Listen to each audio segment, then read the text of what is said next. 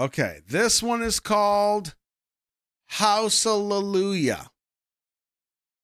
Not Hallelujah. Hallelujah.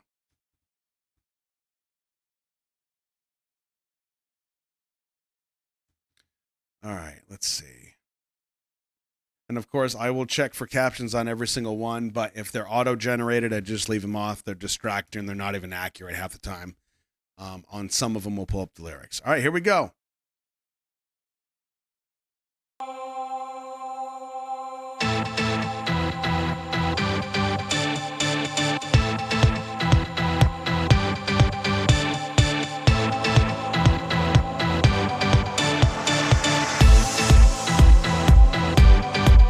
Au nom du rythme et du chant, je crie Hallelujah. Hallelujah. Béni soit la musique et Hallelujah. Hallelujah. Hallelujah. Hallelujah. Hallelujah. Hallelujah.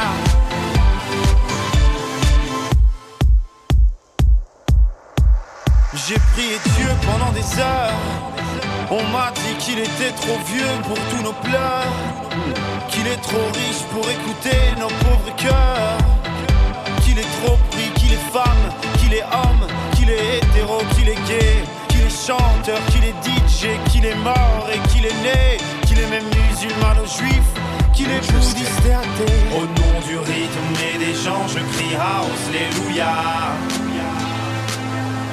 Hallelujah. Béni soit la musique et Hallelujah.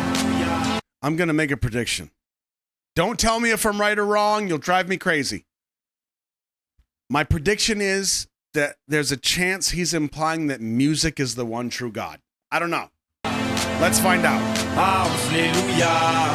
Hallelujah. C'est ce que je prie durant la nuit.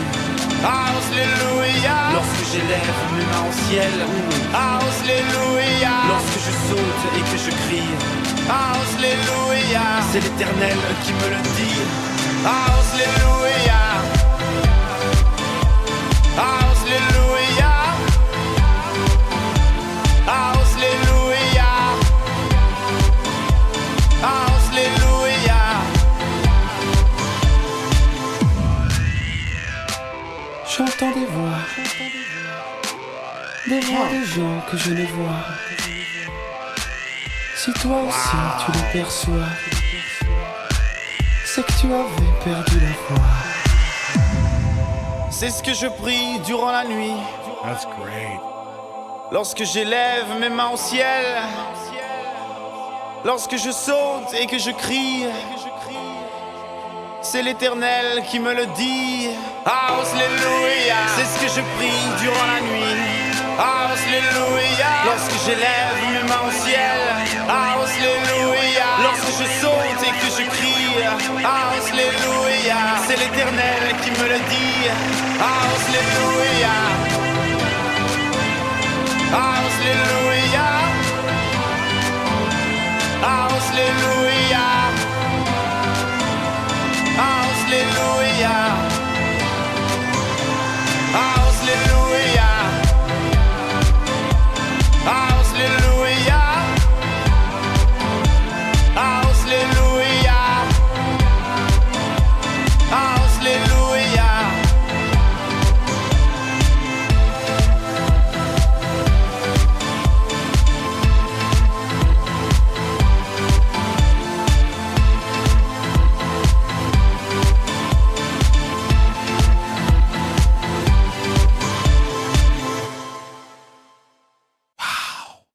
God, I loved that. Oh, man. Those years. What year was this? This was 2010? Okay. Yeah, early 2000s, and I'm talking like 2002, 2003, 2004. I was still clubbing. I was in my prime. That was the life right there. You know how much smoke you can ingest from a fog machine? A lot. God, that was good. So the reason I made the prediction that I made was because in the very beginning, first of all, it's called House Hallelujah. House Hallelujah. Okay. Obviously, between house and hallelujah. Hallelujah is essentially, what is it? Halal, Hebrew for praise ye the Lord. And then Yah, like Jehovah God. So house and hallelujah bridged together. But so we take this, already the imagery here, he references multiple religions or levels of religion, okay? So this right here is almost, it's very Jesus-esque. It's not the way his body is shaped, it's not a cross, but it's cross-like. If you don't think I'm on point with that, check this. This right here, this window, is the halo that's generally presented around Jesus's head in paintings and pictures and stuff, right? And then we also have the wings that are here. Brilliant shot. Brilliant shot. So we've got the sun coming in, we've got the congregation, we've got a representation of Jesus here.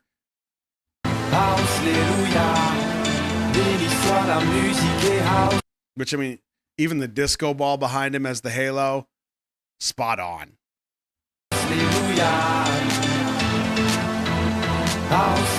Now, I thought I wasn't sure if this was going to be like a message for religion as a whole or against religion or a specific religion in any way. I wasn't sure until we started seeing other forms of religion.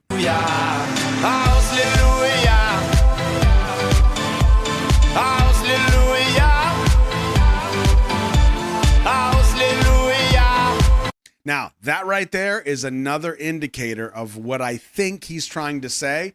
And I don't necessarily want to say that, like, he's necessarily talking against religion. I mean, he might be, and I think I could make a good case for that, but I don't know if it's necessarily relevant. But this shot right here would be part of the evidence that I would use to say he's kind of downplaying religion a bit, okay? Now, for some of you that this might upset, I also want to say that, remember though, just because somebody might have this perspective does not mean that they are anti-God or they're satanic or whatever. There's a very, very significant line. Well, not even line. There is a hell of a gray area between religion, any one that you fill in the blank, and then what's known as faith, right? Very different things, regardless of how you look at it, okay? So this right here would be part of the evidence that I would use to say that it's less about the religious aspect.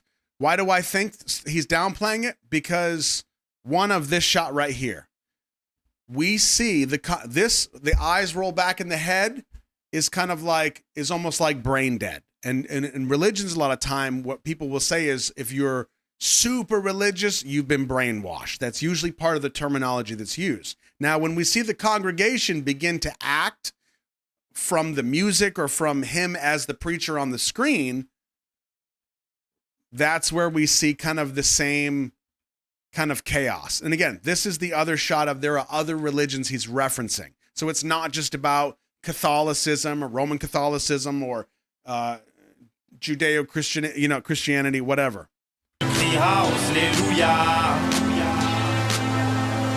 Now, notice that part right there. It's not a coincidence that everybody in the congregation is dressed in black. Not black per se, but everybody is dressed exactly the same. Now watch when he holds up the great book. See it? Right there. We have a treble clef. This is what led me to, he's implying that music is I'll say the one true God. Now that's a drastic statement as opposed to just music is important. Music should be the core of your life, or music is where you can put your trust and it won't let you down, or whatever. Any number of ways you could look at this. But he's dressed as a priest, as a minister. He's in the clouds. He's on the screens. He's got the sun behind him. The sun, in religious terms, has multiple different ways to, because some people say it's the sun, it's the light that we receive, whether that's through knowledge or from actual sunlight and life, but also the Son of God if you're talking about Christianity. Any number of ways you can look at it. Music is a common good. I like that. Yeah. Music is a universal unifier the way religion is supposed to be. Vaughn, I really like that. You put quotes around it. Did you get that from somewhere? Is that like a t-shirt you have from it's like a starter jacket? Because that's pretty good. But yeah, I think we're kind of floating around the idea. Even if it's not mine, I think that's kind of what he's implying. And I also think that him being on a screen and detached, disconnected from the congregation, I think that's also an argument for religions being not as good as they should be. We're needing work or disappointing sometimes, right? I do think that's part of it because he's massively disconnected from the people that are there to worship. They're there to follow. They're there to be led. And yet here he is. He'll speak and preach and do everything he has to do, but he is behind the safety of those screens. So it's not really a connection at all.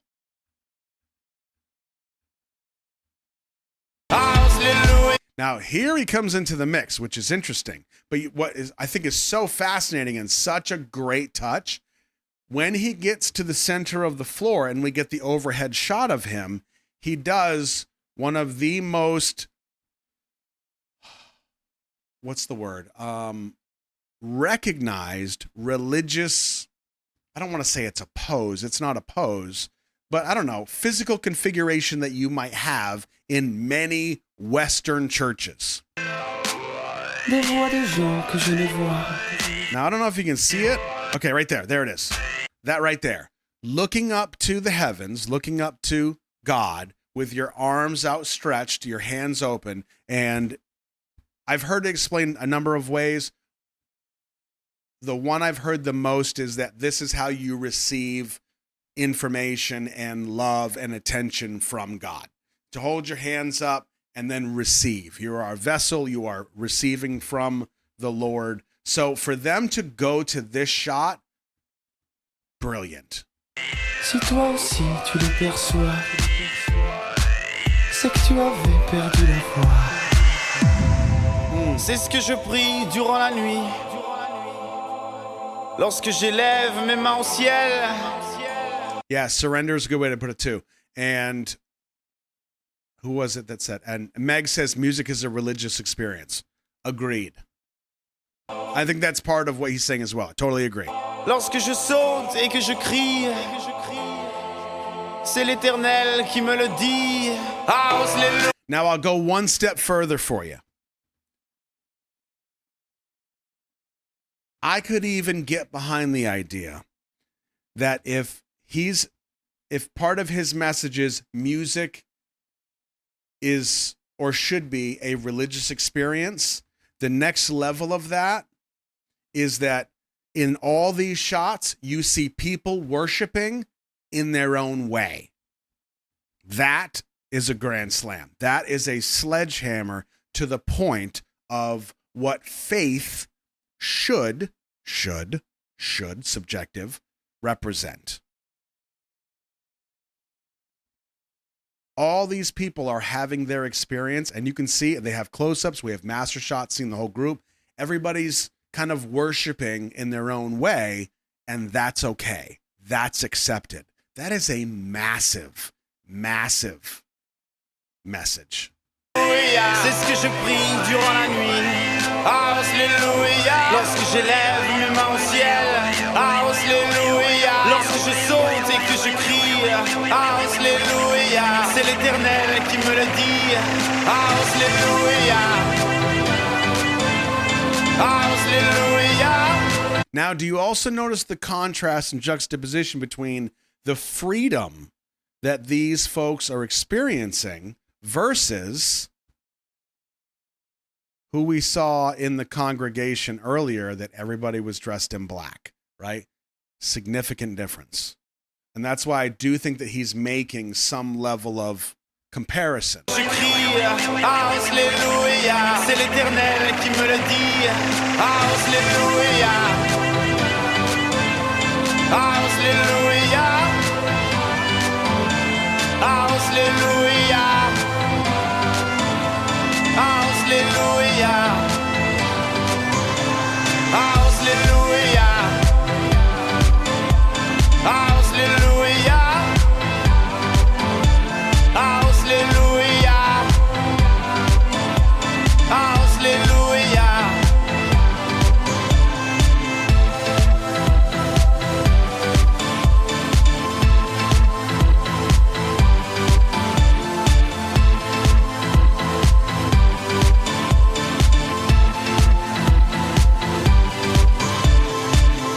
Awesome. We even got that close up of the clef at the end on the book there. Very nice.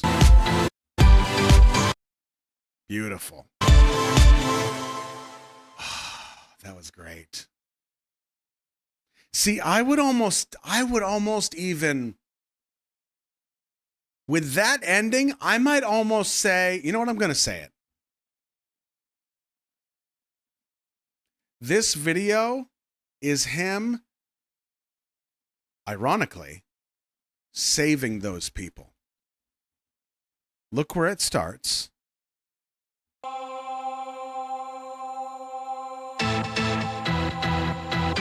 Now, we know he's got the book, right? There's the music.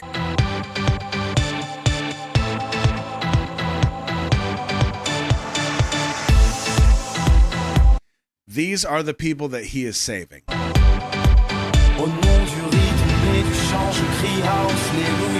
As we go through the entire journey of this video, and it goes from here, lockdown, no freedom, to pure, unadulterated freedom and love and expression.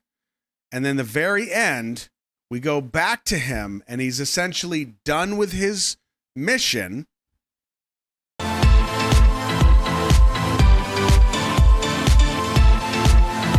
And he leaves.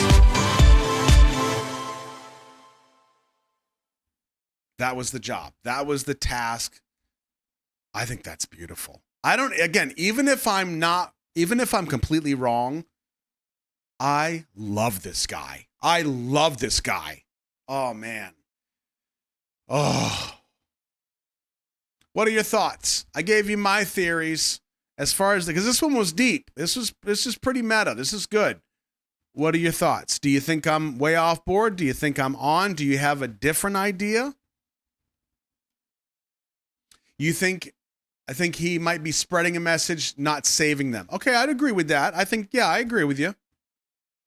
Spreading a good message, okay. Well, I said good. You didn't say good, but fair. Had to, you're learning that. Had to bite my tongue, but yeah, you nailed everything right on the head. Well, I mean, do you mean that you agree with me, or are you aware of the purpose of the video or the message of the video, and he has said it from his lips? Because of course we want to be accurate. Both? Okay, I'll take that. I'll take all that. Yep. God, that was good. And I love that song. I love this dude's voice, even if I don't know what he's saying. It don't even matter. Yep. Love it. Love it. Love it. Love it. I feel like there's a secondary message with him being on the screen versus in the crowd, like a commentary on his relationship with his fans, that maybe live performances feel more like a spiritual experience. That's a really good theory, Vaughn. I like that. Live performances feel more like a spiritual experience. Yeah. And not that I can even remotely begin to speak to that, But in a roundabout way, that is why I much prefer to do this live with you as opposed to just turn the camera on and I'm just recording and then I'm just talking to the camera. I don't like that. I like the realness of being in the room with you. There's just a very different energy. And I have to assume that live artists will feel the same being on stage with their fans versus like recording in a studio. Very different energy.